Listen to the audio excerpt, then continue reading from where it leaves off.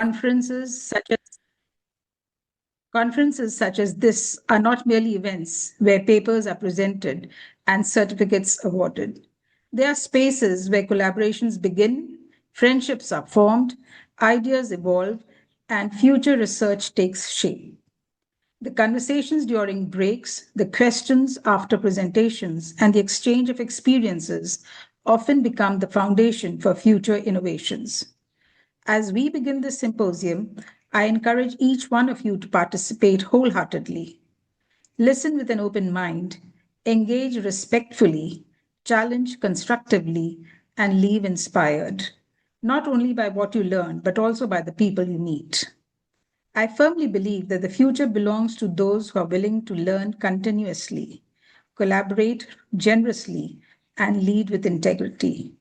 Let this symposium be a reminder that academic excellence is not measured solely by publications or citations, but by the positive impact of our work creates in society. Before I conclude, I once again congratulate the Literary Roundtable, the organizing committee, the reviewers, session chairs, speakers, and every participant whose dedication has made this event possible. Organizing an international academic conference requires vision, perseverance, and teamwork, and today's gathering is a testament to that commitment. May this symposium inspire fresh ideas, meaningful collaborations, and research that transcends boundaries.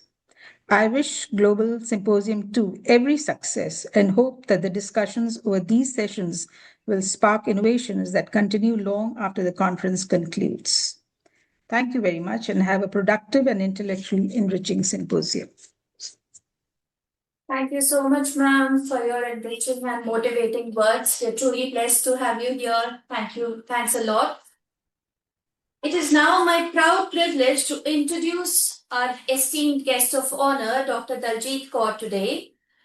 She has served with distinction as principal of DWT College Dehradun and Patrician College of Education, making significant contributions to teacher education, academic governance, women empowerment, and research supervision. Throughout her illustrious career, she has inspired countless educators, scholars, and students through her dedication to academic excellence and educational leadership.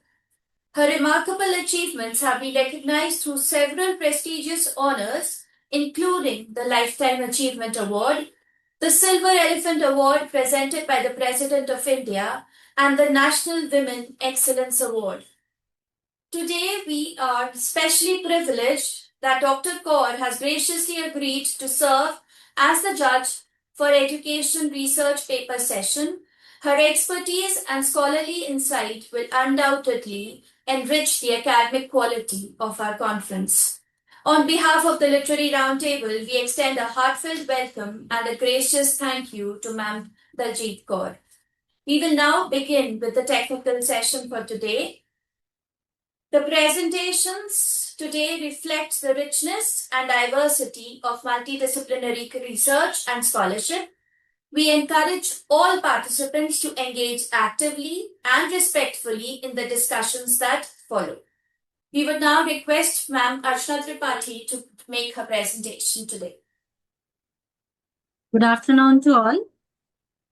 Good afternoon. Very thankful, ma'am, to give me an opportunity to become a part of your global symposium. And today I am, as a research scholar of Jigyasa University, is here to present on the presentation. May I share my screen? Yes, sir. Yes. Yes, sir.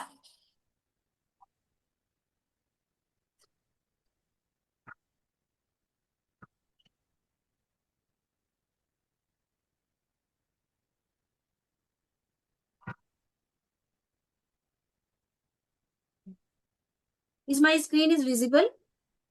Yes, ma'am. Yes.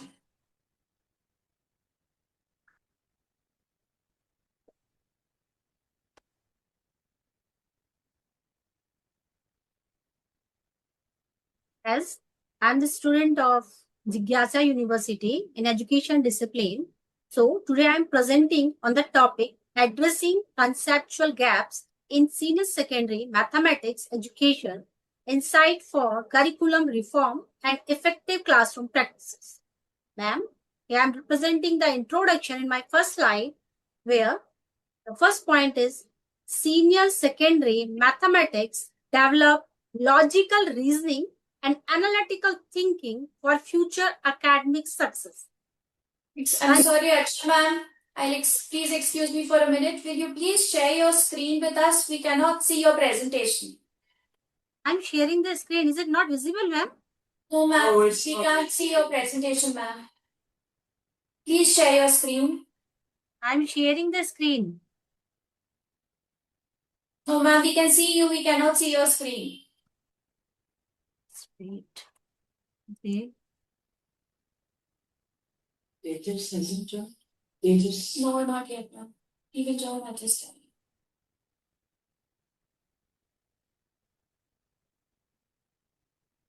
Again, I'm starting the sharing. Is it visible, ma'am? No, ma'am. Now visible?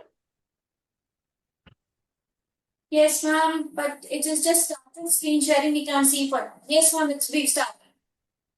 Can I start?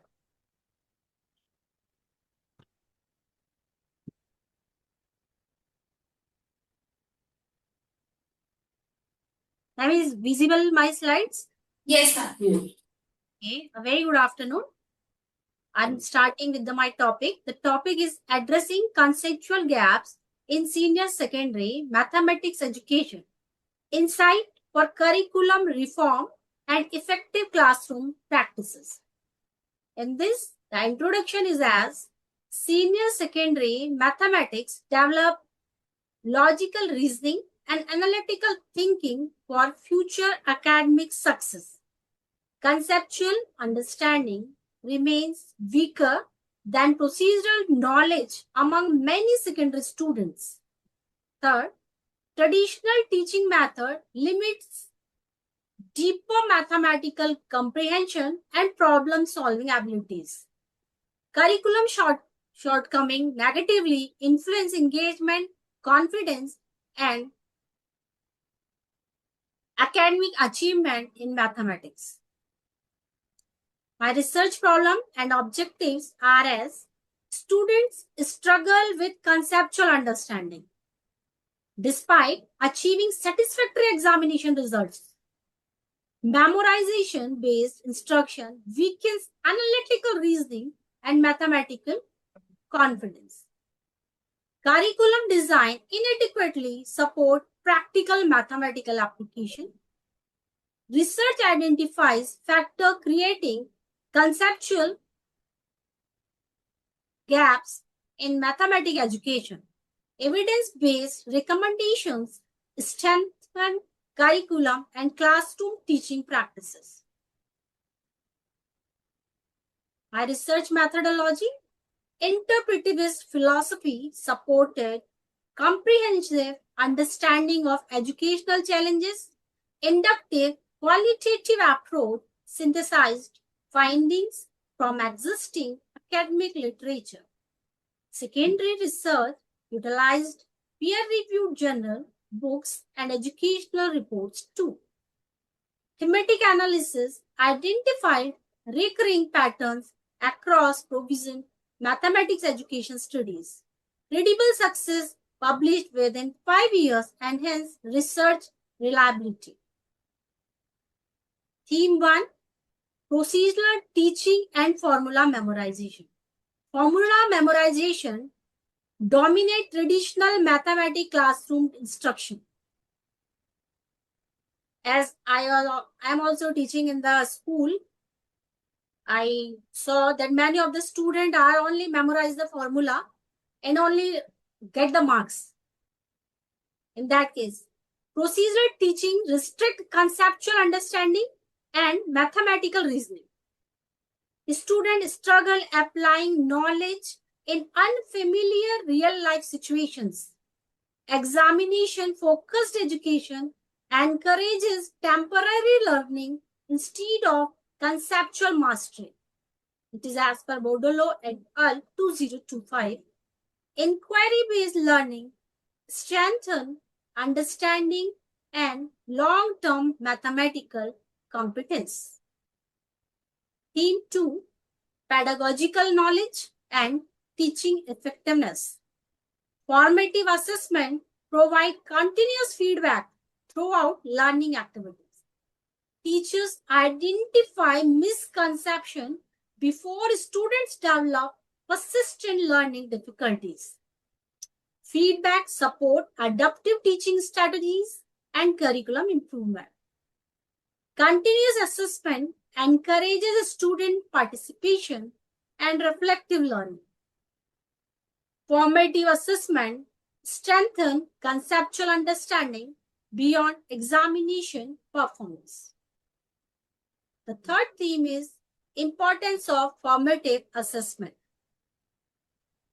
Formative assessment provides continuous feedback throughout learning activities. Teachers identify misconception before students develop persistent learning difficulty. Feedback supports adaptive teaching strategies and curriculum improvement. Continuous assessment encourages students' participation and reflective learning. Formative assessment strengthens conceptual understanding beyond examination performance. The next theme is digital technology and professional development. As in a present era, it is totally digitalization. So, the education technology enhance visualization of complex mathematical concepts. Digital tools improve classroom engagement and conceptual understanding. Professional development strengthens teachers' digital instructional competencies.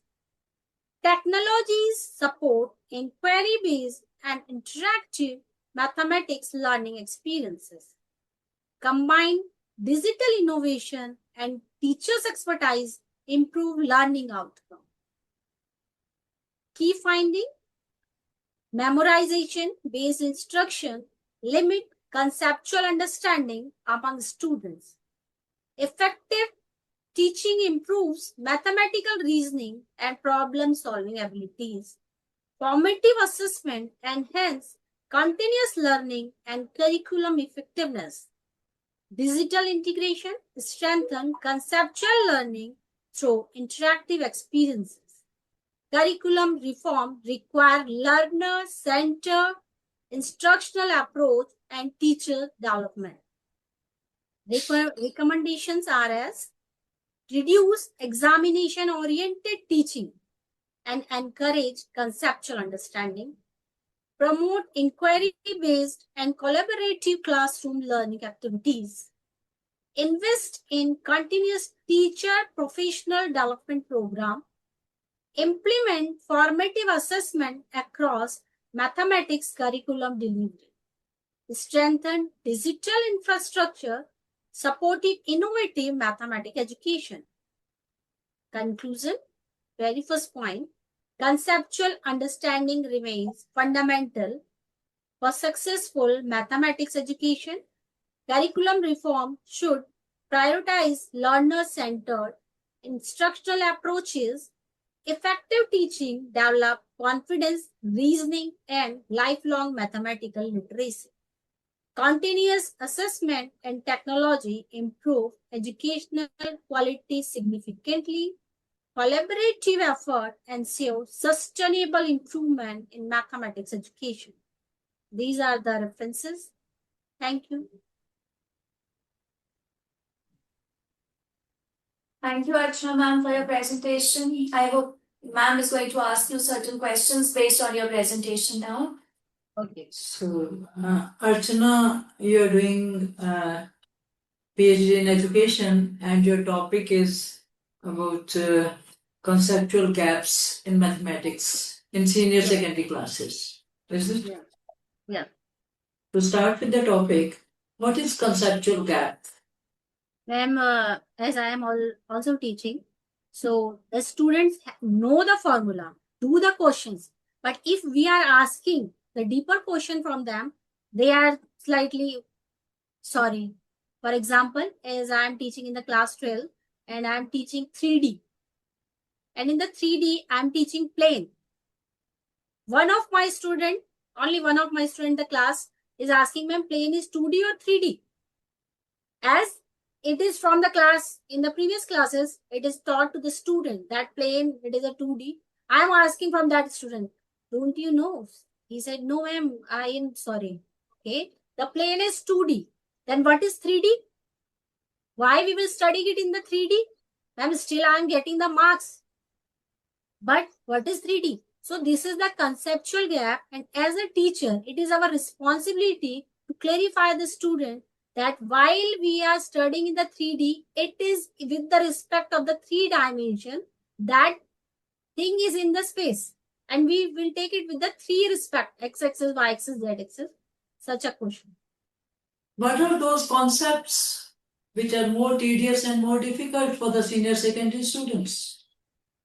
Sorry? Concepts. Yeah, What yeah. are the concepts, those concepts which are most tedious, you find it generally among students? Yeah. Ma'am, one thing more, the complex number. While we are teaching the complex number, before going in the class 11, up to the class 10, we are teaching a student if the value of d is less than 0, no real root. And as the student come in the class 11, very few of them student is asking, ma'am, what is complex? The complex is also a plane. Is the both the number in the same plane? No, these are the two. We combine that. But student mostly, okay, this is the problem, z is equals to a plus iota b. But they don't know about the complexity. Right. Then how you know that it is ineffective learning strategy which causes conceptual gaps? How you come to know? I mean, there may be other factors also. Why only conceptual gaps? And these are the conceptual gaps because many of the time the teacher only deliver the method, or I can say deliver the formula in the class and tell the student do this. But when they come in the society and the question are asking from them, what is this? Or they are doing the BTEC or BCA or any other, then they face such a problem. What is this? So then what are learner-centered strategies and concept-oriented strategies? Just give me in short answer. Okay. And learner center, we must think whenever we are planning for the lesson plan, we must think about the learner. Okay, what is their level? If they are in the 12th standard, we think of as per the 12th student and must deliver the lesson with the concept clearancy so that the student know the formula as well as the concept so that they can use in the real life as well as in their future. That's nice. Then how is logical reasoning created among students? You know, mathematics is a subject which needs logical reasoning. So how can we? And logical reasoning is there as we are going to the integration. Students are doing the integration formula, do the answer. But if they are asking for find the area, find the long sum, then there is a logical reasoning they have to use so that they can solve the biggest problem in the future. And what are the factors which impact learning in the class? Sorry? Teaching of mathematics. Yeah. There are other factors also other than conceptual gaps. What are those factors? And they are very common factors, you know, in teaching of mathematics. Then first factor is that while teaching, we have to start from the basic and then give the real life examples too. Make the concept clear. Instead of forcing the student to get the more and more marks, we have to force the student to know the concept more and more clear, make the problems, ask the questions with the teacher as well as their peer learner. Right. We come to your second chapter, review of related literature. In your synopsis, you have just written literature review. It is not literature review, it's review of related literature. Thank you. And second thing, you just have given 3-4 studies of 2 years, 25 and 26. At least you have to give 15 to 20 studies. Sorry, ma'am. That will support your answer. Thank you, ma'am. I will make it correct. I'm sorry for Yes. Yeah. At least 20 studies should be there. Thank you. I will And make they, it. they should be with the coordinated with research gap. है ना कि यहाँ नहीं Yes. हुआ जो अब हुआ है, जो पहले हुआ था अब नहीं हुआ है. So the, Okay. this fulfills the research gap. Okay. Thank you. Sure. Thank you. You have used one word, interpretivist philosophy. What is interpretivist philosophy? Ma'am, I use this word from the research papers where I read this and therefore writing over there. No, but you. What is philosophy? You have to about so Sorry, ma'am. the entities.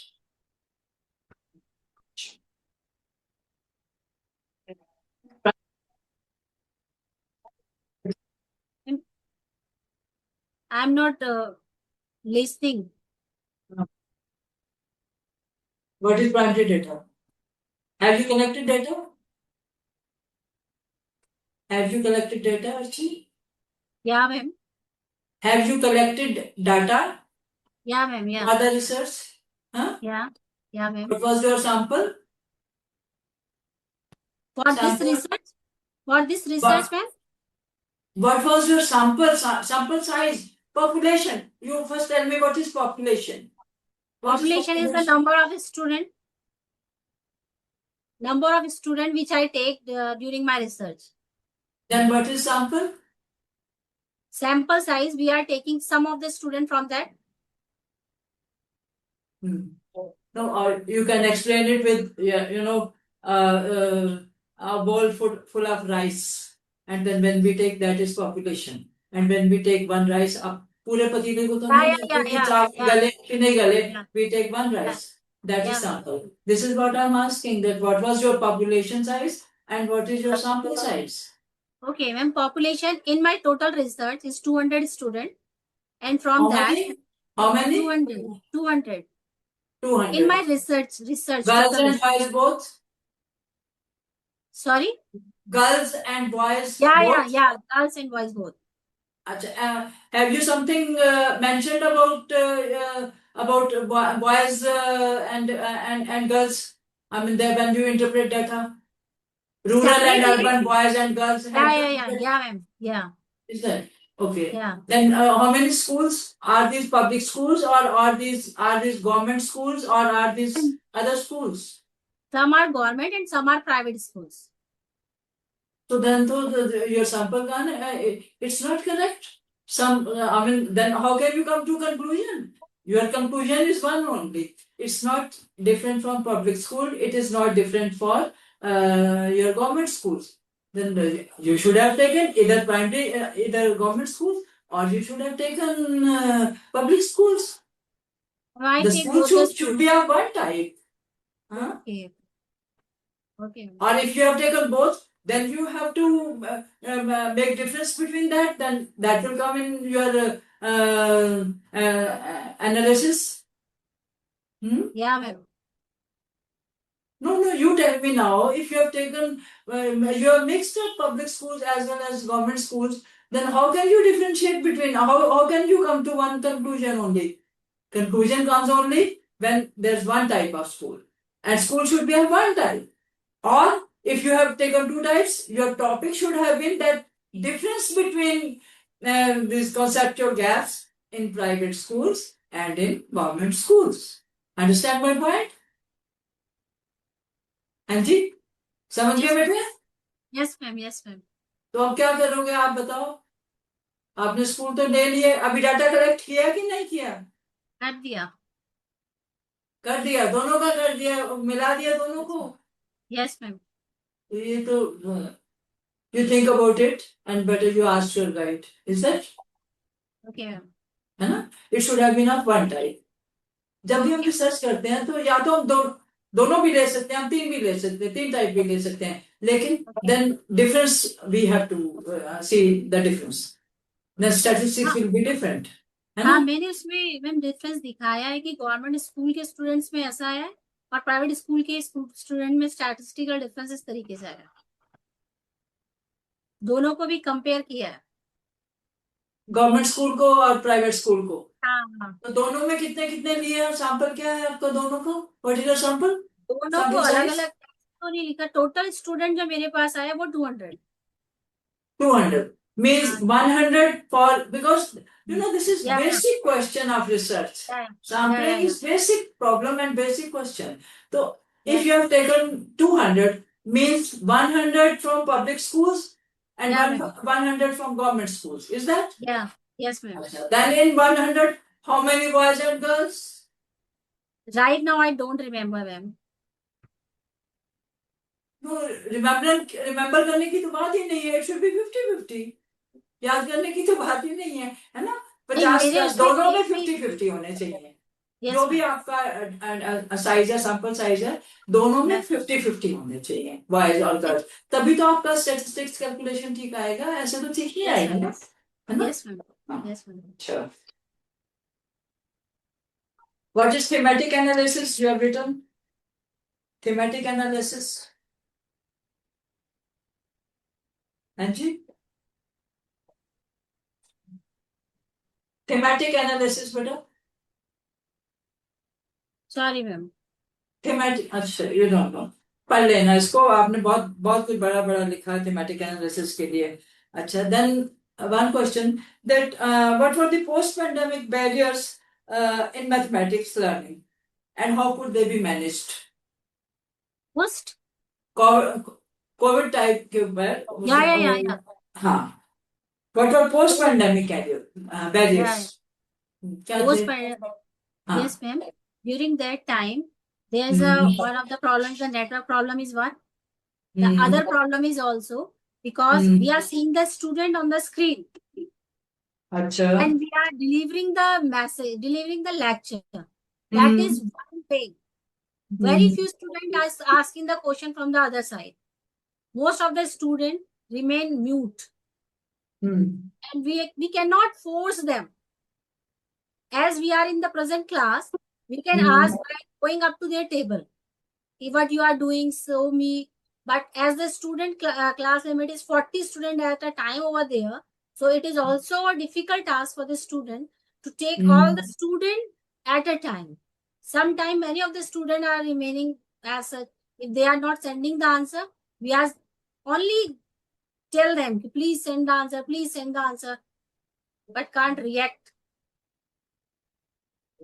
Then in your thematic analysis, first you read out thematic analysis after this session is over. What is, you have written fixed algorithm. What is that fixed algorithm? And fixed algorithm means we are follow the instruction. As per that, we have the time limit. If we have to finish the chapter within this time limit, we have to finish the topic in this limit, and we have to divide the chapter in the 1 week or 15 days, and then deliver the topic in 1 or 2 days. We have to complete that topic within the time limit. But what is the idea behind that? What is concept behind that? The idea behind that is कि बच्चे को इम्तिहान पास करना है और ये हमें course खत्म करना है 2 हफ्ते में. Student comes to know, they understand it, they get it or not. I mean, we are not concerned. This is algorithm. Yeah.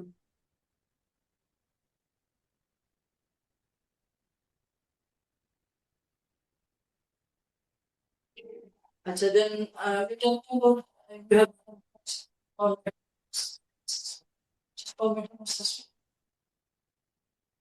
formative and summative assessment. Yeah, बहुत formative जरूरी assessment. होता है ना. As a teacher, you are teaching mathematics. Yeah. Are you teaching mathematics? Yeah, ma'am. Yeah. Right. To secondary classes. Huh? Yeah. And formative assessment is the continuous assessment during the classes. We are doing. But the summative, which is in the after 6 months, we are giving the marks to the students. But in formative, it is a continuous, we are checking the continuous growth of the student during the formative assessment. But during the summative assessment, we are giving the question paper, particular, and the marks. This is the grade. This is the summative assessment. Then what's the main difference between formative and summative assessment? In formative assessment, then we evaluate the things. We don't examine, we evaluate. Yeah. There's difference between the term evaluation and examination, and suggestions are there. Yes, ma'am. And whereas in summative, this is just to jump from class 5 to 6 or 7 to 8 or 9 to 10. That is Yes, ma'am. summative, what we call as annual examination. That Yes, is ma'am. summative. Yes, ma'am. In that, we can't give any suggestion. But in formative assessment, the formative has been derived from the term formation. Formation means मतलब उन्हें बताते जाओ कि यहाँ गलत है, so that child can improve in the other. Here it's wrong, it's correct, you move on. Yes, ma'am.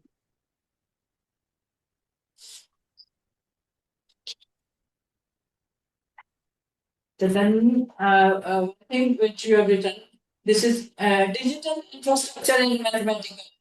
How does Yeah. it enhance understanding? Digital infrastructure. What is digital infrastructure? Ma'am, as I say that the complex number, it is very difficult for the teacher to demonstrate it on the board. But with the help of the digitalization, it is easy to demonstrate it with the students. As I am using it in my classroom, and I feel that if such things are used with me also, that it is more easy for me at that time. And as in the relation function also, we are, while in the board teaching, we are only drawing the figure. But with the help of digitalization, it will become more easy for the student to learn and also for the teacher to deliver the lecture easily. So, is it better or traditional teaching is better? Digital teaching is better or traditional teaching is better?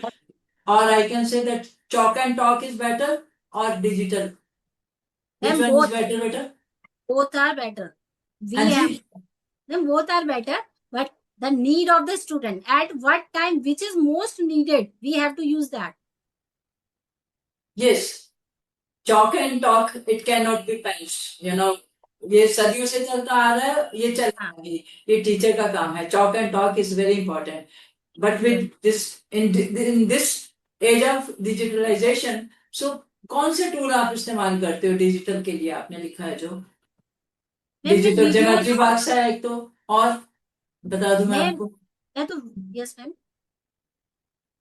Digitalisation में आप क्या चीज इस्तेमाल करते हो? Smart board, और उसमें जैसे वीडियोस होती है, एनिमेटेड वीडियोस, उनको हाँ. यूज करते हैं बच्चों को दिखाने के लिए. हाँ, graphics, they are Yeah. More important, right. तो आपके then what is your conclusion and Yeah, ma'am. Recommendations to? आपने लिखा है ना कि कैसे you must be knowing about NSF, national curricular framework, and the new education Yes. policy, all these things. When you read out these reports, then you prepare your final PhD thesis. You must go through National Education Policy 2020. There are so many things which you will come to know which you haven't incorporated in this, है ना? तो क्या conclusion क्या निकाला आपने? Ma'am, in NEP 2020, there are so many things, but still the teachers are not using those in the classroom. They are only up to the paper. Okay. Classroom, still they are using the usual way of teaching. So before going to the class, it is must necessary for the teacher to study the topic deeply and then deliver the lesson in the class, so that the class will become interactive and the student will also take the interest and make the concept clear. Then what are your recommendations about it? As per your topic, what are your recommendations? Reduce examination oriented teaching and encourage conceptual understanding. Okay. Instead of forcing the student to get more and more marks, force to clear the concept and then get more and more marks. Not only getting the marks. Right. So then, last but not the least, in references, you have just given foreign writers and authors. India में कोई नहीं है जिसके reference आप देखते सको, है ना? सारे ही अंग्रेजी के, सारे ही बाहर के हैं. ऐसा है, हिंदुस्तानी भी है ना, लिखते बहुत अच्छा लिखते पढ़ते हैं, उनके भी नाम डालो, ठीक है? जी। ठीक है, all the best for your future. और इस Thank you. सिनॉप्सिस में जो कुछ भी आपने लिखा है, ठीक है, अपने consult your guide and whatever the questions or the problems you felt in my questioning, you can ask me or you can ask your guide. May I know who is your guide, please? Guide कौन है आपकी? Guide Geeta Gupta ma'am. हाँ जी, doctor Geeta Gupta ma'am. this is from Jigyasa University because I am on their board of studies. I know. Yeah, and before that the Bhopal sir, Dr. Bhopal Singh Rawat, but she left the Yes. university. Yes, yes, yes, Right yes. now the guide was changed. Right. Okay, all the best. Thank you, ma'am. Done well and do it more well. Okay? Yeah, ma'am. Thank you. Thank you so much. Thank you. Thank you, Archana ma'am. Do you want to ask ma'am anything? Any doubts? Archana ma'am, would you like to ask anything? No, ma'am. If I have any problem, I can talk with the Daljit Kaur ma'am. I also met with her. I think 2022, ma'am. I came to your house also. If you When? remember. When? 2022. Huh? 2022. Yeah. What were you doing then? Ma'am, at that time I start the research work. I felt the problem and the sir, I don't remember the name, D something, D करके कोई नाम था एक sir का, उन्होंने दिया था। मैं आई थी झरना चौक के पास आपका घर है, कौन सा है? एक फाउंटेन चौक के पास आपका घर, कुछ ऐसा है। मैं हाँ आपके जी? पास एक बार, आपके घर में एक बार आई थी। चौक के पास आपका घर है, सर्वे चौक से होते हुए देहरादून में, और फिर उधर से आते हुए झरना झरना चौक। नहीं है, नहीं, सारे झरना मोड़ चौक, उस दिन को आते झरना हैं। मैं तो चौक। क्रॉस रोड पे हूँ। एनीवे, आप, हाँ, मैं एक बार आई थी आपके पास। झरना चौक के किसी किधर के मुझे किसी हाँ, प्रॉब्लम के लिए, ऐसी हाँ, नहीं सब प्रॉब्लम प्रॉब्लम के के लिए आई थी और आपसे मुझे हेल्प भी मिली थी। मैं एक हेल्प बार की आपके थी? पास, हाँ, आपने ठीक मेरी है, हेल्प फिर भी कर देंगे, कोई नहीं, ठीक है, ऑल द बेस्ट। एक बार Thank you जब मैं so much, Archana ma'am. Thank you. Thank you ma'am. मैं Shruti ma'am, I hope you are ready with your presentation. Yes. Hi. Just give me 1 second. Let me share my screen. Okay. Hi, everybody. Good afternoon. Good afternoon to esteemed guests. I am Shruti Gupta. I'm a scholar from Maharaja Agrasen Garhwal University. And today I'm presenting a paper on superbrain yoga as an innovative intervention for improving attention, memory, and learning outcomes in special education. So let me. Hello. Not audible. Shruti, a little louder. Little louder. Please. Okay. Okay. Hi. Can you hear me now? Yeah. Okay. Good afternoon, everybody. Good afternoon to esteemed guests. I'm Shruti Gupta, a scholar from Maharaja Agrasen Garhwal University. Today, I'm going to present a paper on superbrain yoga as an innovative intervention for improving attention, memory, and learning outcomes in special education. So, I want to start my paper with the introduction about what is superbrain yoga. Superbrain yoga is a type of yoga which is a cost-effective and non-invasive physical intervention which employs squatting and ear acupuncture protocol in order to redirect energy to the human brain. This program is also recognized as an adjunctive tool for special education. Superbrain yoga also improves selective attention, concentration, short-term memory, and overall cognitive potential. Through the improvement of short-term memory and selective attention, the students with special needs can upgrade their academic performance. My objective when I started writing this paper, my objective is to demonstrate the significance of superbrain yoga as a brain strengthening and brain learning program within the special education system, to evaluate the mechanism of superbrain yoga in improving cognitive potential of children, memory, and concentration levels among special needs children, to assess the impact of superbrain yoga program on the positive learning outcomes for the special needs children, to analyze the influence of superbrain yoga in the inclusive education system with varied learning requirements under special needs support.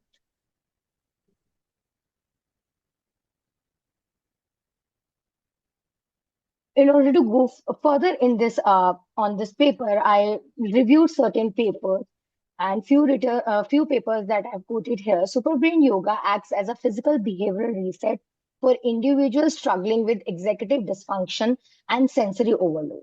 The researchers and educators consider superbrain yoga as an adjunctive therapy.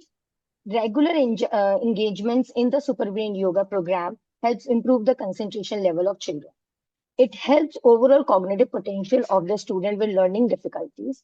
Superbrain yoga process enables uh, hemispherical synchronization of the human brain, left and right synchronization. The methodology that I've used, I studied and utilized the qualitative research method, where I highlighted the open data movement protocol and studied the secondary data collection method. And I adhered to the thematic analysis. So I divided the paper, when I reviewed the literature, I divided my paper into 4 themes, the 4 objectives that I've taken. The first 2 themes were superbrain yoga is a brain learning and brain strengthening program in special education. And theme 2 was superbrain yoga improves attention, memory, and cognitive capability. So as per analysis, superbrain yoga is applied as a cognitive therapy within the special education. Superbrain yoga activates the neural pathways and balances the left and right hemisphere of the human brain. Superbrain yoga also triggers the alpha wave pattern to enable the relaxed alertness state. My theme 3 and theme 4 was impact of superbrain yoga on educational performance for special children. Theme 4 was benefits of superbrain yoga in inclusive education under the various learning needs of children. The regular involvement in this yoga process maximizes the activity of the alpha wave and hemisphere synchronization, where the child feels more relaxed. The scientifically backed and powerful superbrain yoga reinforces inclusive education facilities by enabling support for different learning needs. Superbrain yoga improves their spatial orientation, memory retention, and text processing. The key findings were superbrain yoga allows the special needs student to improve their alpha wave brain activity. Superbrain yoga directly aligned with the enhancement of short-term memory and concentration level of children. The acupressure principle of superbrain yoga upgrades the cognitive gains. This helps the student progress in academic and overall cognitively. And the last, the squatting exercise also supports the diverse learning needs for special children.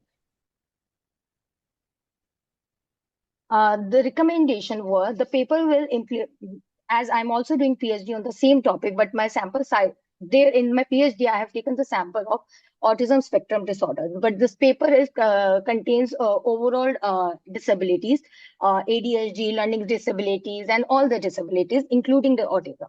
So the recommendation will be the paper will implement a primary survey quantitative method. The study specifically select the children within the special education system. The study entitles an investigation on how superbrain yoga specifically influences overall learning outcome. The study will maintain an inclusive participant selection. The study will discard participants already benefiting from advanced teacher instruction or specialized classroom mechanism.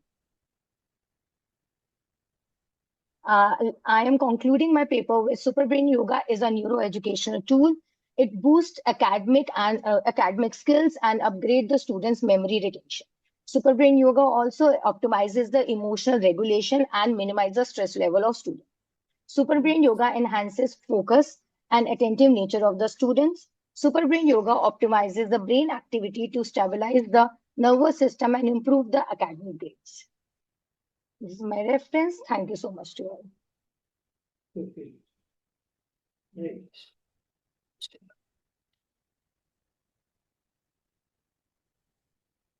Shruti, where are you teaching right now? Are you teaching somewhere? Yes, so I am working as a special educator in a school. Which school? Mayur School, Greater Noida. Which place? Greater Noida, Noida. Acha. Mayur School. Acha. Are they, is this VI or multiple disability? I'm so Is sorry. this only VI, HI or multiple disability? So it's a multiple disability school. Okay. It's okay. So it's not a special school. It's an inclusive school where the neurotypical and neurodivergent, both the students are studying together. And I am Okay. working as a special educator where I am taking them out for one session as a special educator. Okay. Have you done any diploma or certificate in special education?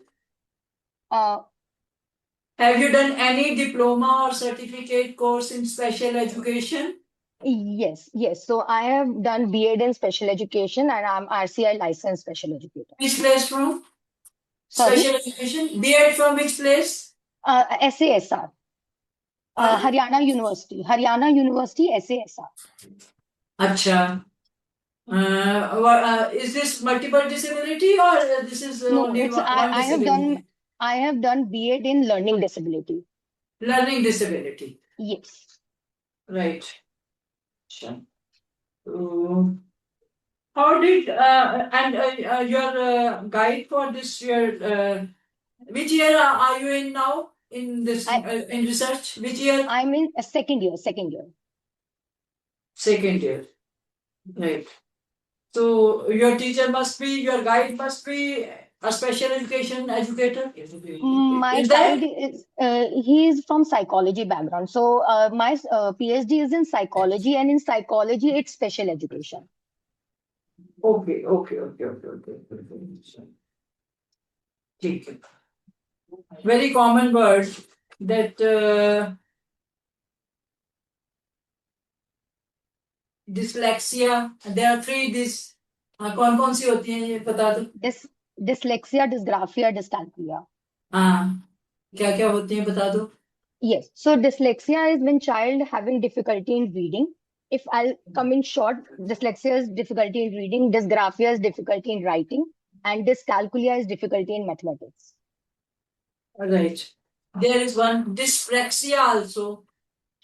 When there is What a is this one dyspraxia? processing and motor skills. No, dyspraxia is when you can't coordinate with the things. Lack of Okay, coordination. मतलब lack जोड़ of नहीं सकते हो चीजों को, बिखरी सी knowledge है.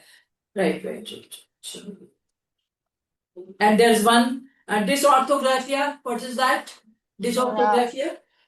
no, I never heard this term. ये नहीं पता तुम्हें? No, Dysorthographia. no. This is problem with specific spelling issues.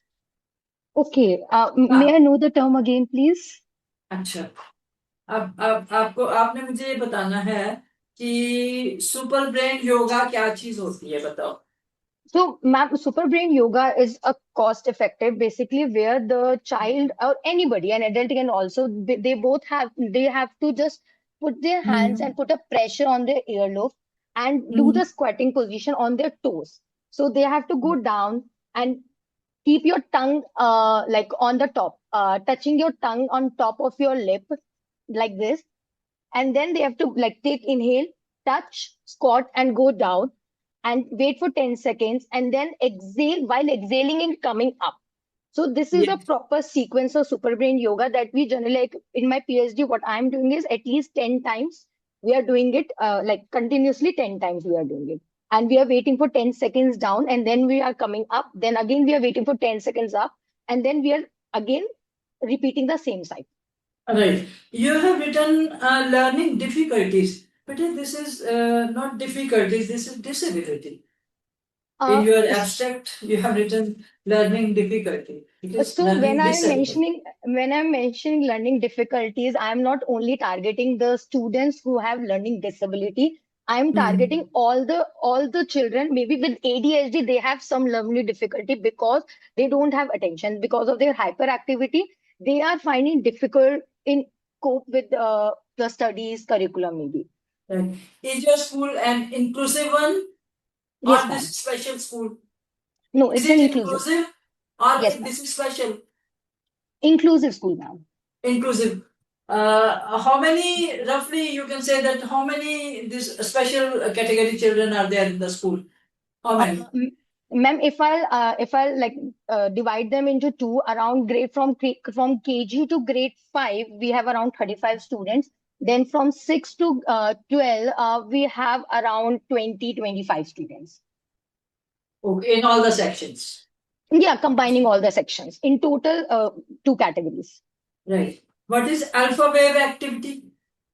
So, ma'am, alpha wave activities basically it's an oscillation, electric wave that happens. That is a wave that happens when the child is awake, uh, or closing their eyes, relaxed manner, and but child is awake at that time, or anybody is awake.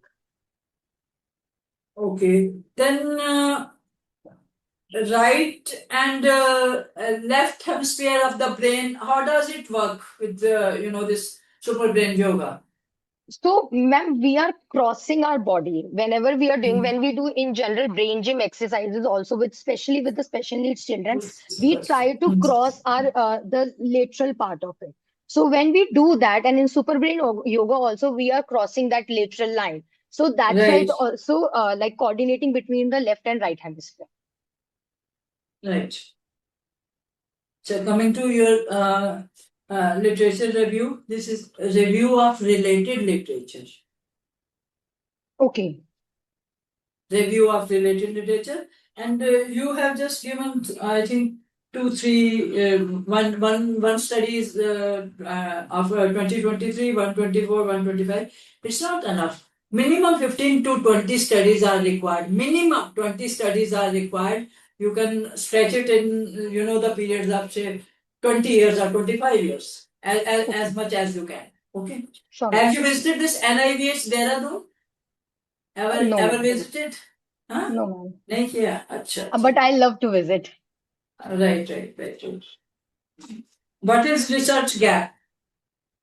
So, as per me, because I have done this paper because I also wanted to understand the research gap. One of the research gap that I understood, that I don't see any research on autism spectrum disorder. There are some Yes. researches on attention deficit, hyperactivity, or learning disability, but I don't see any researches on autism spectrum disorder. So, first, I will be doing that in my PhD as well.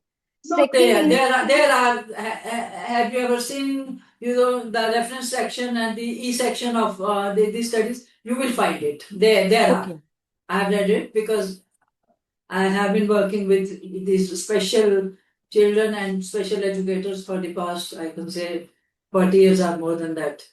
तो okay. हाँ है, I, ऐसा नहीं है कि नहीं I'll आप maybe बोल रहे हो, more dig आप into it. रेफरेंस ले सकते हो उसका. अच्छा. Then what was the methodology? What is My unusual behavior of special children? Unusual behavior. unusual behavior. Hmm. I little I don't think so. There is unusual behavior as well, but we categorize everything as a neurotypical behavior. So when they are not doing something like sitting in the class, that may be unusual for the other teachers and other person. That okay, why the children is not sitting? Maybe when they are unable to show their aggression. So instead of saying and expressing they are feeling aggressive or they are angry, they maybe started throwing something or lying down on the floor. That is unusual for other people. So these things, not I making think eye maybe contact for while other talking. people, but this is not. It's not in their nature that this is unusual behavior. अब ऊपर वाले ने बनाया ही ऐसा है आपको कि इसका तो दिमाग ही नहीं है. अरे भाई नहीं है तो नहीं है. जो वो कुछ कर रहा है वो नहीं की बदौलत ही कर रहा है. नहीं है उसका दिमाग, या वो Definitely, नहीं, ma'am. is not able to focus or concentrate on something. And this Yes. behavior is not unusual behavior. You can say, Yes, you ma'am. can feel it, but we can't in black and white write that this is unusual behavior. Yeah, for example, making eye contact, we are making it very that okay, if you're talking, you have to make eye contact. But sometimes people don't find it very confident when they are making eye contact, and they feel more confident when they are looking here and there and then speaking. So these are some unusual behavior that other people think it's an unusual, but we don't think it's an unusual behavior. Right. And what is autism disorder? Can you just define it? Autism Autism disorder. spectrum disorder is a neurological disorder, if we define it as a DSM, and when the child having difficulty in social skills and having some fixated behaviors, repetition of the behavior, lacks in communication skills. So then there's one question attached with it, which is attention deficit, which is very important with these children, special children. Yeah, What is attention deficit? if attention deficit is when, like, for example, you are speaking to me, but I'm keeping looking here and there, fidgeting, and not able to concentrate what the teacher is saying or what the other person is saying. Not because of that, not paying that attention, not able to comprehend, not able to follow the instruction. This is something that is inattention. That is sitting with a work but unable to complete it because they are zoning out and they are in their own world. Then what is non-invasive procedure? Brain yoga Ma'am, based on yes, Ma'am, it's very important. invasive means when we are cutting and putting something into our body and doing something, some surgical. Right. Non-invasive is super brain yoga is non-invasive. We are not doing anything inside the body. It's something that you are doing from outside, and anybody Yes, can yes. do it. Physically and I mean not inside. That's right. Yes. That's right. ठीक है. अच्छा. और then comes your this thing. What is your brainwave activity? Ma'am, Brainwave activity. brainwave activity is the alpha wave that we were talking about. There are different waves in our brain. So super brain yoga mostly targets the alpha wave so that it can more relax, and the child who has more hyperactivity and attentive can be relaxed and focus on the work that the child is doing or working on. Right. Then what is autism spectrum disorder? Ma'am, autism spectrum disorder we just discussed when the child having so autism spectrum, we are saying spectrum that every child is different, every child is unique. No two autism children with autism can be same. So autism spectrum is when the child has difficulty with communication, social skills, repetitive behavior. These are the major category of autism spectrum disorder. Right. In your school, I mean, what is your sample? Very important thing which you haven't mentioned. In my Sample. like when in my PhD, my sample is 150. I'm taking 150 children with mild and moderate autism between the age group of 6 to 12 years. Could you get this number of children? It is difficult, but I am trying. It is very difficult, then I don't think so that your data will be completed, with this sample. I don't think so. It's very difficult to get अरे दो चार मिल जाए वो बड़ी बात है. You can make it a case study. एक बच्चे पे भी कर सकते हो आप रिसर्च. उसमें कोई ये थोड़ी नहीं कि जितने ज्यादा बच्चे हो तो बहुत अच्छी रिसर्च है. During my IDC, I requested them to please reduce my sample size, but they are saying, but just try with 150 first. तो आप कहाँ से लोगे फिर? What is your limitation of the area? Delhi NCR. Sample. हाँ? Delhi NCR. Delhi में तो फिर ये वो 3-4 सेंटर ही हैं, ज्यादा तो नहीं है. No, ma'am, I am not taking from the center. I am taking from the inclusive school. That is again one of my Inclusive criteria. school.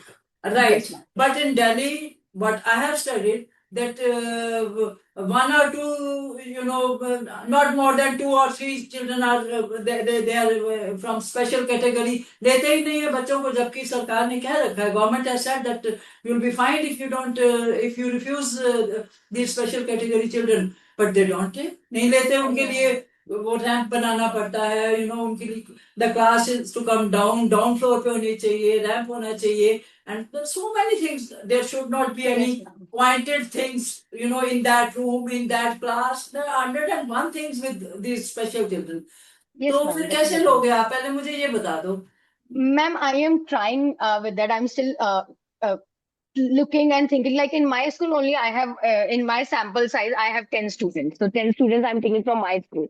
ऐसे ही I am contacting other schools, other special educators. So I am getting some of the samples. I am also trying more कि थोड़ा सा और, because in Delhi NCR, all the schools are inclusive school now because of the CBSE, because it's mandatory now. But very few number, they take it's namesake, they don't take, and they straight away they refuse. क्योंकि उनके लिए special teacher है, special class है, special कुर्सी है, special everything is, the whole environment is to be made special, even for one child. Yes, ma'am. So in my school also we have ground floor पे लाना पड़ता है अगर उसमें एक भी बच्चा है physically handicapped or whatever it is. So ma'am, generally in Delhi NCR now they are putting lifts in the school so that they don't have to bring the class to the ground level. So lift से access वगैरह easily मिल जाता है. They get the access.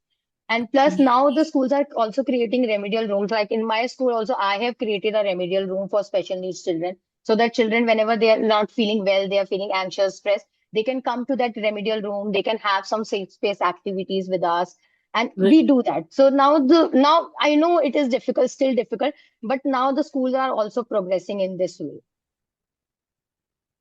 Anyway, I'll be in touch with you if you get, this number of sample. I don't think so. But anyway, may God bless you with, give you strength to collect this number of sample. It's difficult, but if it is, your study will be a marvelous one. Huh? अच्छा, तो किस what conclusion you come to?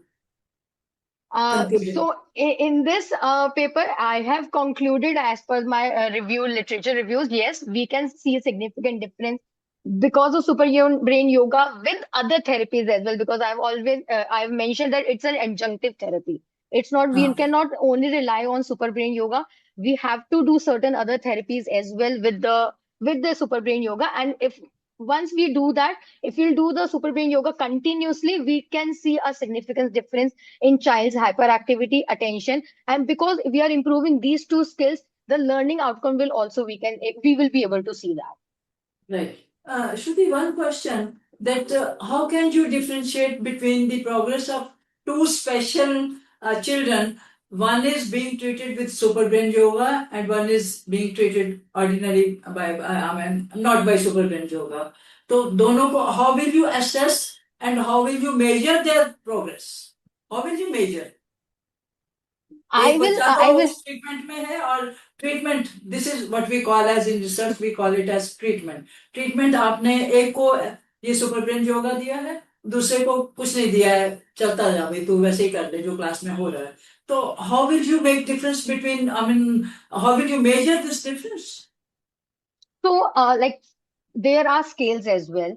There are ADHD scales as well that we can apply to those two students. One who is not getting any therapy and just sitting in the inclusive classroom, teaching what other teachers are teaching and doing everything. And one student who is, apart from this, the student is also getting super brain rate. So maybe after 6 months, after the continuation and the implementation of the super brain yoga, after 6 months, I can do the pre and post evaluation and I can see the difference if there is any difference in the score.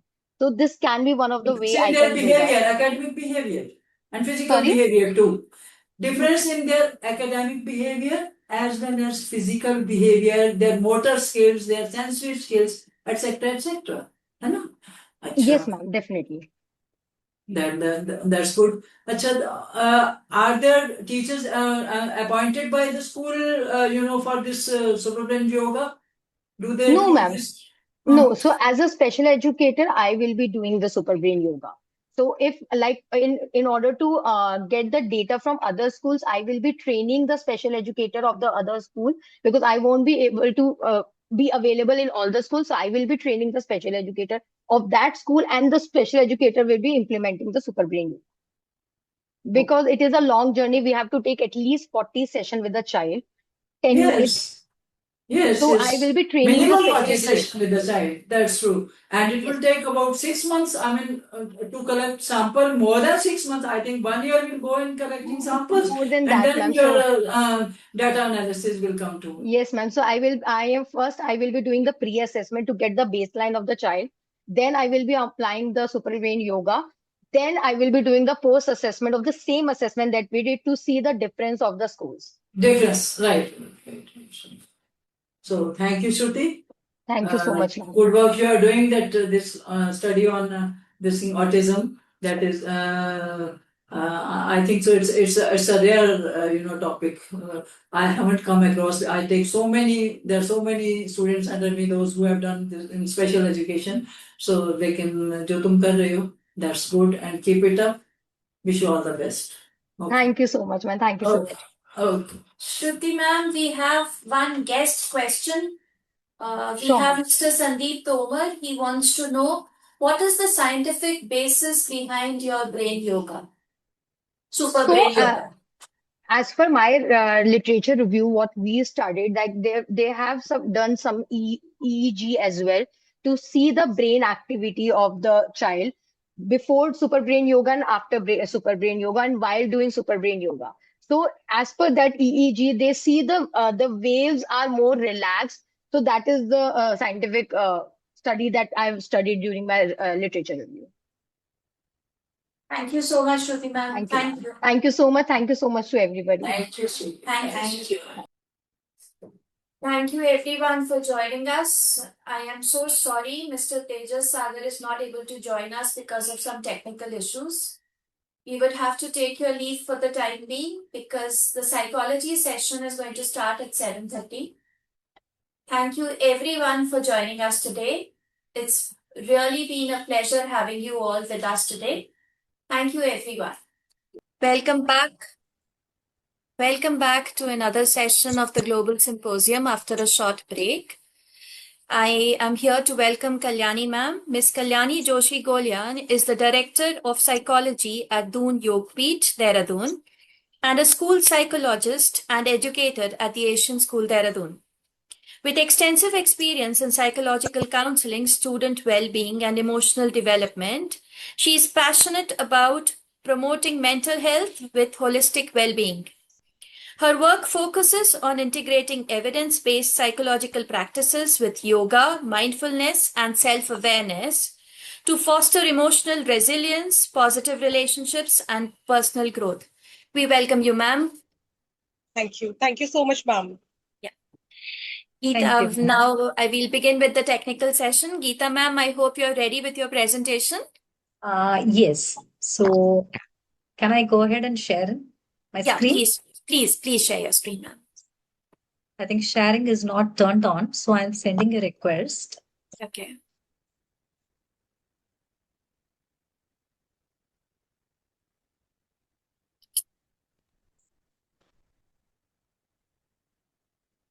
I have given the permission, ma'am. Okay. Yes, ma'am. Please, you can start. All the best. So you're able to, thank you, ma'am. You're able to view my screen? Yes, ma'am. Yes. Yes. Right. Thank you so much for the opportunity for presenting my conference paper in this summit. And this is my first experience, Kalyani ma'am, and thank you, Sarika. So my presentation is titled Social Media as a Digital Mirror, Identity, Influence, and Well-being Among Adolescents. So I'm Geeta. I'm pursuing my PhD psychology from Maharaja Grace in Himalayan University. Ma'am, adolescence is a stage, it is a very critical stage where young people, they try to understand who they are, where they belong to. And in today's world, this journey happens much in the digital world also. And social media, yes, it is more than a communication platform. And most of the youngsters, especially the adolescents, use the space to express themselves and compare themselves with others, basically, not just building relationship and continuously, seek that validation and approval from the friends. And yes, so the phrase digital mirror, I actually was going through the literature and I was inspired by the recent literature, particularly work of Paris Torres in 2024, where he described social media as a social digital mirror for identity development among adolescents. And so with these three integrated concepts, I would like to, kind of take you through briefly how the identity, the social influence, and the emotional well-being can be viewed as a digital mirror. Why we can't view it like that? So the quick objectives is, to explore the role of social media in adolescence in the identity development and examine how the social comparison to all the online transactions will influence the adolescents. Now, also to understand the implications of the media usage and, also highlight the responsibility of how balanced the digital engagement should be. So why this topic matters? Because according to UNICEF, so 1 in every 3 internet user is a child or an adolescent. So this really tells us that, the young people today, they are growing up in the digital environment and social media has already become a part of their everyday lives. So as parents, educators, and counselors, so it is therefore important for us not just to know how the adolescents use social media, but it also influences the way they think, they interact with others, and they understand themselves. So coming to the digital mirror. So this is the central idea that I have placed. Mine is not an empirical study. It is just a small conceptual literature review. Um, Mirror, why I chose that word. Mirror usually reflects us, what stand in front of us, but mirror can also influence how we see ourselves. So I feel social media in a similar way, have many implications on or impact on the adolescents' lives, the way, in fact, they think, their achievements, their experiences, their learning, creativity, as a package. But however, unlike real mirrors, social media is not going to, completely show them the real picture, because usually uh, people share their happy moments on the social media. They would share their achievements. Even when they are going to upload an image, it will obviously be an edited image, ma'am. And usually, the adolescents use this to show their experiences. And now, as a result, definitely the adolescent is going to view this differently, and they may compare their everyday life with others constantly. This comparison is going to be because they are idealizing all these online portraits. And so that is why, I feel the social media is a digital mirror where, there is a reality, but always not a complete reality. So coming to these three dimensions, ma'am, actually, lot of researchers have examined um, the social media in different aspects, but there is a consistent, when I have been viewing, there is a consistent, concept that has been pointed towards these three interconnected dimensions, which is that, the identity, the social influence, and the emotional well-being. And identity is, we know, it refers to, how an adolescent express themselves and also develop their sense of self in the digital world. And the social influence, it explains how the peer and the online interactions and the social comparison, how it shapes the adolescent's attitude and behavior. And well-being, it actually focuses basically on the emotional and the psychological impact of these online experiences. And together, these three dimensions, I think, will really help us understand, why social media cannot be viewed as a digital mirror. So, the key findings, before that, I just wanted to inform you that I, particularly two theories I have used to support my paper, ma'am. One is Erickson's psychosocial development, his fifth stage, which speaks about the identity and the role confusion. So I think that, the theory of identity development, which is a very critical stage for any adolescent to um, form an identity for themselves. So that is one theory that, I use to support. And the next one is about Festinger's social comparison theory. So how Festinger proposed that, it is natural for a human being to evaluate themselves. They always try to compare themselves with others. So this is another theory that, I strongly used for my paper. And of course, so the studies suggested that there are various opportunities for the adolescents here.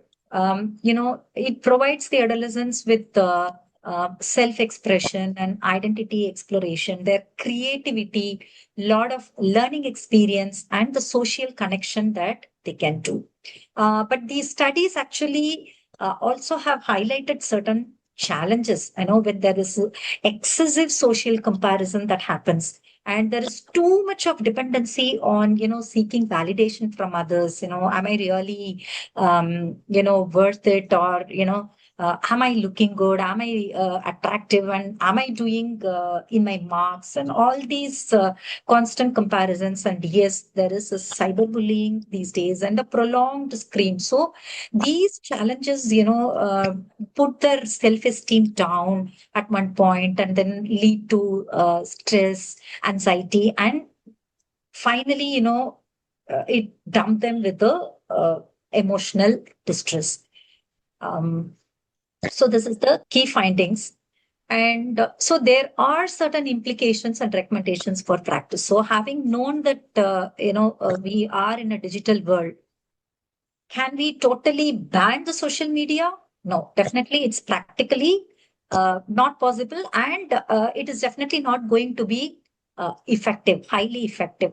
So therefore, parents, they should really encourage their children to have an open conversation with them. They should sit with their children and talk about social media. They should, open up an space and opportunity for them to understand, okay, what online platform you like, do you like Insta? Do you want to be on games? So what part of the social media you like and why?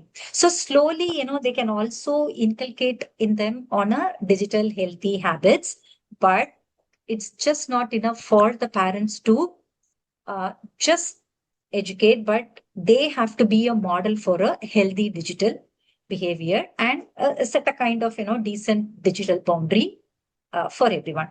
And yes, school can also play a very important role with the digital literacy and bringing up a lot of the social emotional learning, life skill programs. And yes, teachers can, on a day-to-day basis, build in this digital awareness, and they can explain how a social media can be effectively used for the academic performance rather than the entertainment purpose alone, and encourage them for a reasoning and a critical thinking.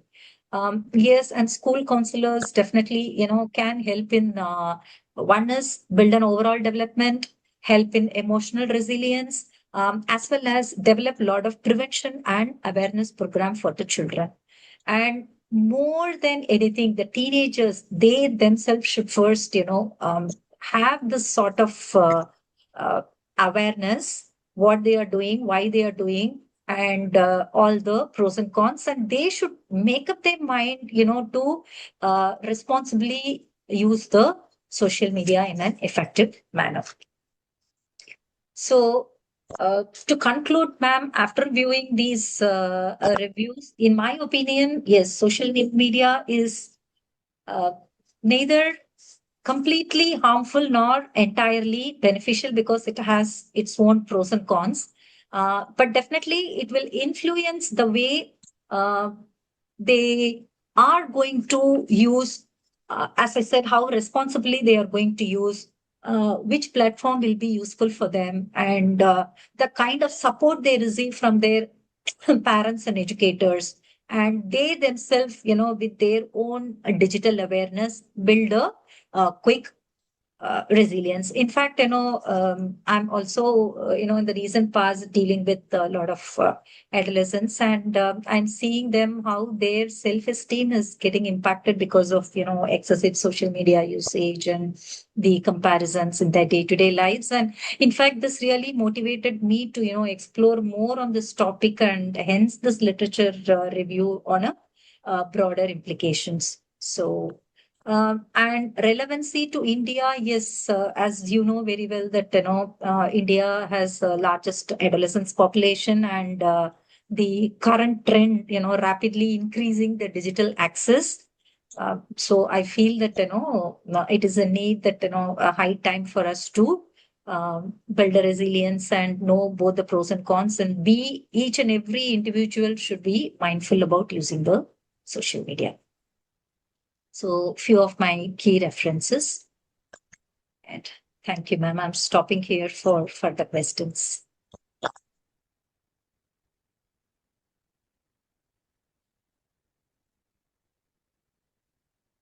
Thank you so much, Geeta ma'am. Kalyani ma'am, I open the forum to you to ask questions, please. Yes, so Geeta ma'am, you have, done a research paper on social media as a digital mirror, identity, influence, and well-being among adolescents, and it's a very relevant issue in adolescent psychology. And it's a good research paper which you have done.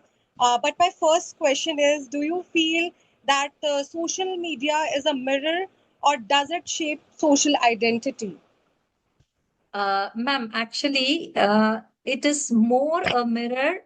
As I mentioned that, say for example, creating an identity. So these days, kids, in the just even before the recent past, so no, we used to get this sort of identity formed by ourselves. We used to explore. We used to have just our own cousin relatives and our own friends as kind of comparison, and okay, like them, I want to create my own identity. But now, because of this social media, they are just fantasizing in a world like any Tom, Dick, and Harry when they have that kind of an identity. So these people get influenced by that, and so that they take it as a reflection. And whether I have the capability or no, whether I have a particular interest on it or no, yes. So somebody else is doing it, it is benefiting them and it's going to benefit me. So that's the stage adolescent end up their mind with, ma'am. I mean, that's my opinion. You're, yes, you are totally right. It's actually both. It is a mirror as well as, it is influencing them. You are totally correct. My second question is, ma'am, when does you feel that social comparison become harmful? Become harmful. Yes, ma'am. Is that your question? Okay. So as long as it stops with, yes, I'm comparing with them. I'm here, somebody is here, and I just want to catch up with them. So it is Yeah. fine. But now, Yeah. when it takes them beyond a particular point and that gets them into jealousy, and so they try to go to any extent to catch up with their level in spite of their incapability, that is when it becomes harmful. So we have seen, people who have taken extreme steps. We have seen in news and other things where people, they have taken extreme steps. So too much of this comparison is definitely a harmful thing at this stage.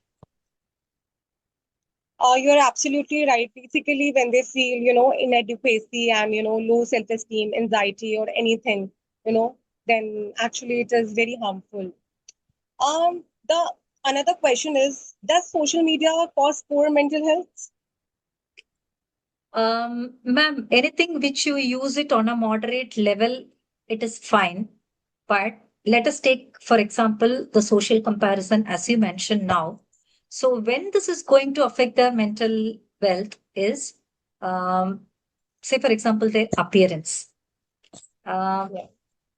Somebody is going to post an image, and exactly an edited image. So that is when these people will try to, okay, I want to be like that. So my hair is not, as wavy as she has got. And people going on a vacation or a tour. So when they post their pictures, so people started feeling sad, and, over a period, they get into stress. So definitely their mental well-being is impacted due to social media. Yes. And we can also say maybe some, adolescent may get also motivated by social media, because it's both. It may be creating a poor mental health, and maybe, it is influencing them in a good way. Like, for example, we can take one example. If an adolescent is not getting, recognition in real life, and he is getting some recognition in social media, so it actually uplifts their self-esteem and all. We can say that too. Agree, ma'am. Yes, their motivation gets increased. And yes, in fact, say, for example, by looking at someone's mark, so it kind of, help them reach that goal.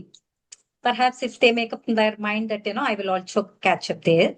So, so as I said, how responsibly they use and mindfully they use matters. a lot. Exactly. Exactly. Great job, Ms. Geeta. And I would just suggest you to do more, empirical research focused. Otherwise, it's a great research paper. Go ahead and all the best, ma'am. Thank you so much, ma'am. Thank you. Yes. Geeta Thanks, ma'am, Sirika. Kalyani ma'am, I would like to ask one question. I'm sorry, it's Please, not my yes. domain, but I still want to ask one thing.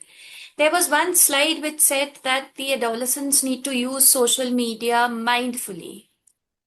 I Yes. really would like to understand how would they do that because see, as a parent and as an adolescent, maybe, or the mother of an adolescent, I would actually like to know how do you think an adolescent would use social media mindfully when we have games like the Blue Whale Challenge going on, and you have so many things that influence the adolescents. How do you expect an adolescent to be mindful about using social media? Meaning, I could do with some guidance here, actually. Yeah, yes, ma'am. So basically, ma'am, I believe that it depends on many factors, not only on the adolescent, actually, on the parents, on teachers, on all the people, by whom the adolescent is in touch. So Okay. basically, we need to inculcate this, belief that whatever you are unique and you're beautiful, until unless they will not have the sense they are good. Like as a parent, like I'm also a parent, so what I try my best is I don't discourage my child every time by saying something negative or something which will lower his self esteem. I try my best to motivate him so that he should feel that I am a good human and I'm confident, and then only I think they can have a good healthy self esteem.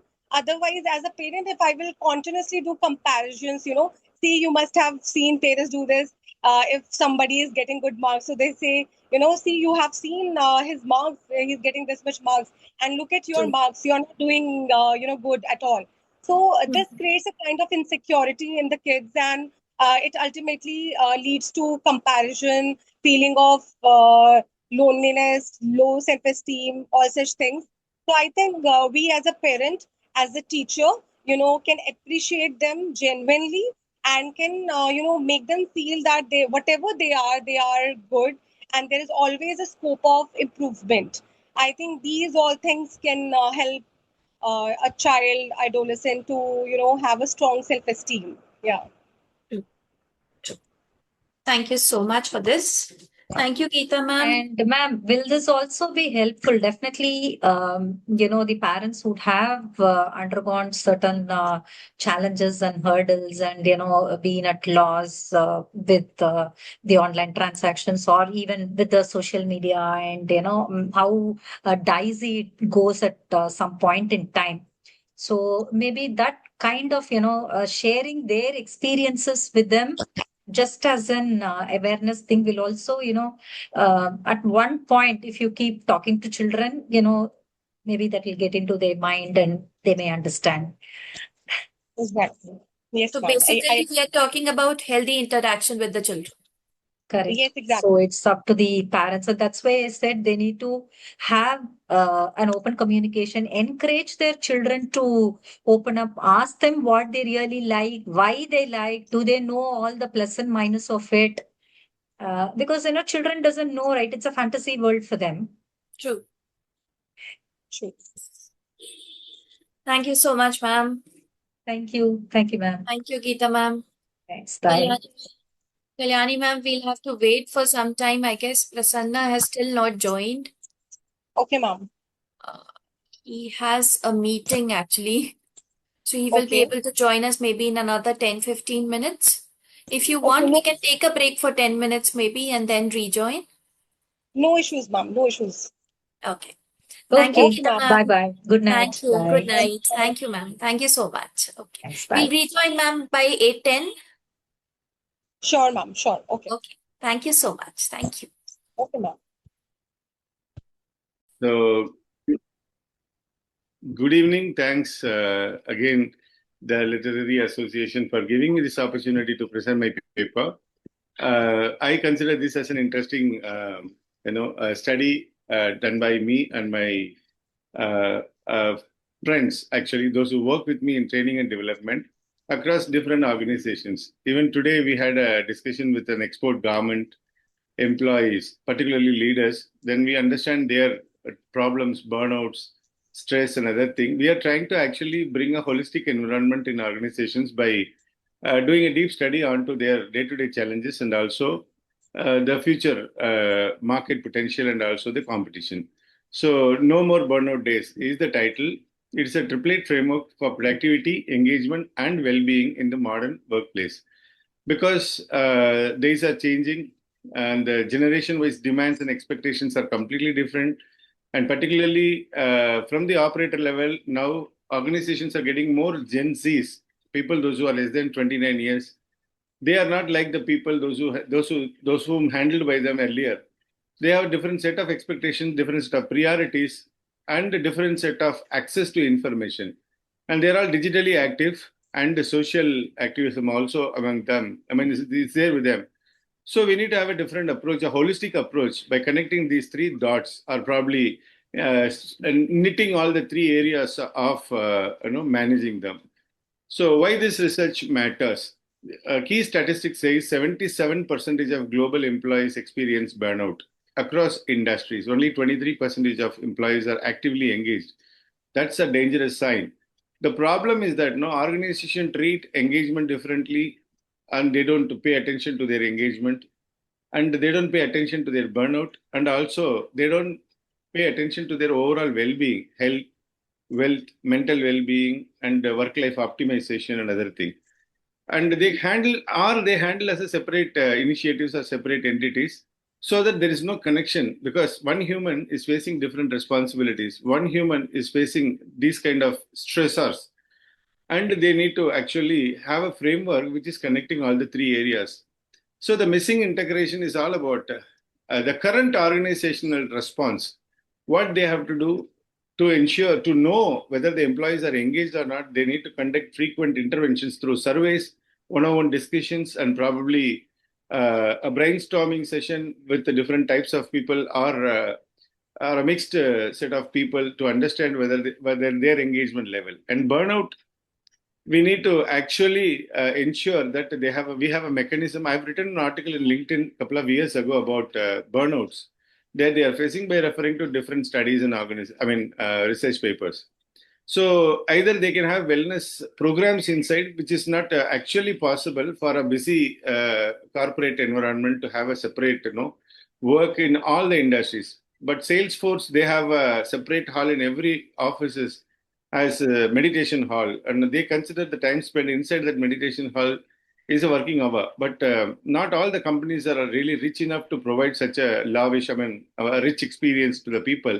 So we recommend wellness applications. The management itself should nominate them, recommend them some wellness applications, and measure their health. And even now, recently, Birla Sun Life is motivating the policy holders to connect to their applications, to measure the number of steps they take. If they walk 10,000 steps every day for about a year, they give some discounts in the premium. All these kind of motivational things can be done. Even when it can be done for the policy holders, why can't we do it for the employees? And third one is well-being, self-care advice. People have very, very less awareness about food, about their health, and about their relationship management, anger management, stress management, personal finance management, which I feel a great gap that we have. Do organizations need to pay attention? Yes. As long as their employees are earning better, they're not going to stay with us. As long as they feel financially in control and financially successful, they would value working for an organization. Otherwise, even for a meager increment of 10,000 rupees a month, they may even switch over organizations. The talent is going out, not a person is going out. A talent, hard developed talent is going out. So the research proposition is all about organization need an integrated model to access or to address their engagement level and their recovery from burnouts. You cannot stop, you cannot give them easy tasks. Probably we have to task them more, get them more productivity. At the same time, we need to teach them how to quickly recover from their burnouts. And also they need to consider about inclusion.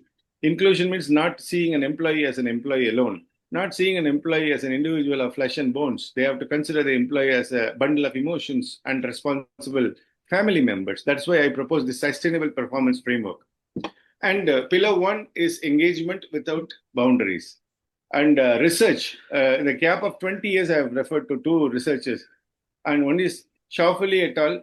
And Gallup magazine article in 2022. Both says, if an employee is engaged well, they have a vigor to work and an evidence at a result of it 17% higher productivity. If they are dedicated, engaged well, they are dedicated, 40% lower absenteeism and resignation is very less.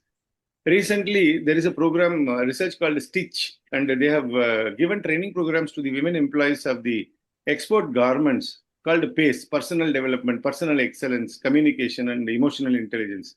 They found from 27%, the attrition came down to 12%, 15% reduction in attrition, and productivity increased by 5.7%. So absorption means how better they observe their task, how better they understand the purpose they do, their work, the holistic contribution of their work to the overall success of the project or the organization. These things are, I mean, when absorption is better, 21% higher profitability to the organization. So the key insight is all about engagement without recovery becomes burnout. So psychology says human brain will not get tired of doing more work. It will get tired because of unfinished tasks and chaotic environment. So we are capable of doing even 18 hours work, 16 hours work. So morning I started at 7:30. Still I'm working. I'm very happy. I'm not tired because I cope up. I have a cope up mechanism to recover fast, to take micro breaks, to recharge myself in a better way. So this is how engagement can be beneficial for an organization as well as an individual. So 7 engagement strategies that I'm proposing. One is effective communication. Second one is recognition and rewards. People are not working only for money. So I have done another study. I've categorized employees into 4 different categories based on their emotional benefits and economic benefits. Economic benefit put in an y-axis, emotional benefit in x-axis. So we can derive 4 categories.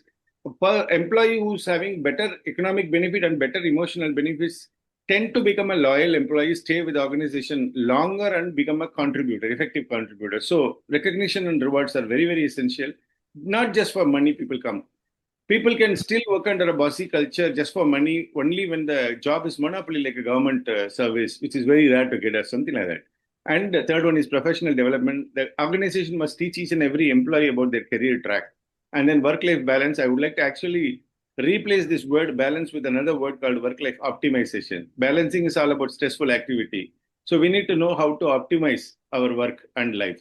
Diversity and inclusion, feedback system, and also leadership support. So the critical safeguard that we can provide for organization is that for every engagement initiatives, we need to add permissions also to disengage. An employee must have freedom to disengage from break rights, and no meeting windows. You cannot call anytime, because it is all about the plan versus execution. If I have a plan to have a peaceful lunch at 1:30, management is suddenly calling for a meeting, definitely I'm getting stressed. I'm really getting burned out. So no meeting windows must be specified and well-being literacy must be provided through interventions. There is a leather shoe manufacturing company near Chennai called Ranipet. We have proposed the organization to conduct a small wellness activity after each break, either an interval break before the lunch or after the lunch, and the tea break after the lunch before the evening. Every time when they come back to their workplace after the break, 60 minutes yoga instruction or stretch activity instruction is announced by the mic, and few instructors are placed in every floor so that people can see them and copy for 15 days, and after that they don't need to see them. Just 60 seconds more investments have increased their productivity and engagement to a greater level. It is an evidence that I have. I have done another paper also. I have presented before literary circle on that ribbon dilemma and engagement of employees like that. Second pillar is break your burnout. You cannot avoid tough tasks. You cannot avoid heavy tasks. Obviously, if we need to grow, we need to accept. Zana et al. In 2023 did a study among 80 different studies. They did a literature review and deep study about deep study from 80 different studies and found out the real recovery process from the burnout is nature exposure. Walking on the nature, if you are blessed with the nature exposure nearby your workplace. Walking, stretching, and positive social interaction, which means talking to people, those who are jovial and funny. What they are not supposed to do, instead of recharging them, it will further drain is social media, checking emails, and rumination. These three things they have to actually, rumors and other things they have to avoid because it will further put them into deep stress. So activity matters more than the duration because before the lunch, our energy level is so optimized. So before lunch, once in every 90 minutes, we need to take 5 minutes micro break. That is sufficient for us to recharge ourselves. But after lunch, we need to double. 10 more minutes, 10 minutes, 5 more minutes, 10 minutes recovery break we need to get. Actually, when we studied this ROI with the AH leather, the investment was only 1 minute, but the average productivity was 3% more than what they could actually achieve before initiating this activity. 3% is something very huge for a shoe manufacturing organization which produces around 2,000 shoes per day.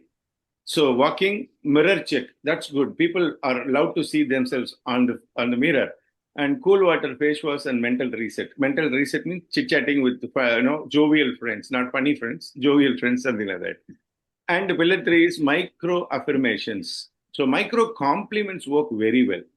It is not about money, monetary benefit. Recognition and reward is not all about monetary benefit. In one organization, we recommended the reception area wall to be called a wall of fame. So we used to select people, zero absenteeism, their photo will be placed for 1 month. And 100% target versus achievement, their photo will be placed for 1 month, which means social spot, as Vanessa Van Edwards says, where everyone can access, that is called a social spot. When you see your photo as an appreciation of your better discipline or better performance, obviously you are motivated to do. And also, in my last presentation with the Literary Association about my article called Ribbon Dilemma, people get positively influenced. Around 10% of the employees are getting positively influenced by observing 6% of a positive employee. So overall, positive employees count becomes 16% by just projecting them. And micro supports, let's hear your thoughts. Micro compliments, I value your unique perspective. Example, micro validation, your experience makes sense or your contribution makes sense. Why it is matter? Micro aggressions increase insomnia, fatigue, and burnout. So micro aggressions we have to completely avoid. Even the small face, small showing a wrong face, small, word of, speaking our mind can really, increase the fatigue and burnout. So this increases psychological safety. And another beautiful research done by Google in the year 2002 about, they wanted to find out which team performs better. And finally, they were analyzing more data. Google means for data, right? They studied about the age group of the team, gender composition of a team, educational qualification of a team, and also country, region, ethnic groups, everything. Nothing was a reason for a team to perform better. The only thing is psychological safety. Each and every member has in the team. Even though if each and every member, our collective result of the team is not at par with the best educated people, they perform much better if they have psychological safety. This micro affirmation can increase psychological safety. This is the triplet model I'm proposing. HR or an organization must focus on all these three areas at a time. It is not a separate entity; it is interlinked entity. So combined outcome would be higher productivity, higher engagement, less burnout, higher inclusion, and very higher retention, lower of attrition and other thing. So this is what the model proposes. The final message of me is that we must move beyond isolated wellness programs. Family day, 1 day, annual day, 1 day, employee day, 1 day, Ayuda Puja, 1 day. Nothing is going to work out. It's all an event. But productivity should not come at the people. Only then. So we have to think, we cannot force people to do, productivity. I always say, don't try to change people. It is not possible. Try to create SOPs. Try to create systems. Try to create, holistic environment so that people automatically tend to perform and do well. Only then we can honestly say no more burnout days. So from theory to protocol, immediate actions that I recommend through my paper, implement the 90-minute rule, give them break, a real break, and have no meeting window. Train micro affirmation skills to the supervisors and managers to appreciate others, even to the employees, bottommost employees. Because now the approach is reversing the pyramid. It is not, the plant head or the CEO at the top. They have to work at the bottom to ensure that all the people, frontliners, shop floor employees are very happy. And reward reset as well as results. And reward rest as well as results. So reward is very important, and reward rests on the results. Result rests on the rewards. Measure team well-being, overall team's well-being by collectively weaving all these three pillars. That's my humble request and suggestion to the organization. That's all from me, Kalyani ma'am, and the fellow member. Thank you. Thank you so much, Prasanna. I must say that's a very, very impressive presentation. Thank you. I guess you've covered almost everything. I am left speechless. Kalyani ma'am, over to you for asking your questions. Yes, so Prasanna, I personally liked your research paper, and I believe all these three pillars are very, very much important. And specifically, you are talking about, we should not treat well-being as a day Yes, sir. or in a month, and I really like that concept that we should do it on a regular basis, on a daily basis, so that we can really get the productive outcomes out of that. I really like the research, and my first question to you is, why did you choose only these three pillars? Thanks. Nice question. There are so many other things that we need to consider, but I feel these three pillars are working under the current. Actually, it is not because only symptoms are surfaced, not the root cause. So if we address the root cause, again, there is something called WIG, widely important goal. So if you work on that widely important goal, which means in lean manufacturing, they say 80% of the results are brought by only 20% of our activity, like Pareto distribution. So these three things are actually hidden. It will not surface one day, but we have to actually touch the root so that we get the better fruit. Okay. And the another question which comes in my mind after listening to your presentation is, can this 90-minute break model apply to all the professions? All the profession, yeah, obviously, because our human brain. There is another research I would like to actually highlight. There was a research done by Mihaly and Nakamura in 2005. They were studying about the concept called flow state of mind. If I can get into flow state of mind, my performance automatically increases from 200% to 700%. All the top class performers, world record holders, sportsmen, top business achievers, everyone felt they were under the flow current when they did that excellent performance, which means this 90 minutes break is irrespective of any profession, including sports person. I would like to increase because our brain cannot focus on something too long. Our school periods are also designed like that. 2 periods of 45 minutes and a break. And Hollywood movies, they complete in 90 minutes. We Indians need more masala, so we have an interval. So we cannot stay in the same emotion for more than 90 minutes. It's too tough for our brain to hold. Like our RAM will be completely filled. I totally agree to what you said, and I personally really liked your research, and I would love to apply this in our, workplace too. So all the best. Go ahead. Great. Thank Thank you. you. Thank you. Thank you so much, Prasanna. Thank you so much, Kalyani ma'am, for joining us.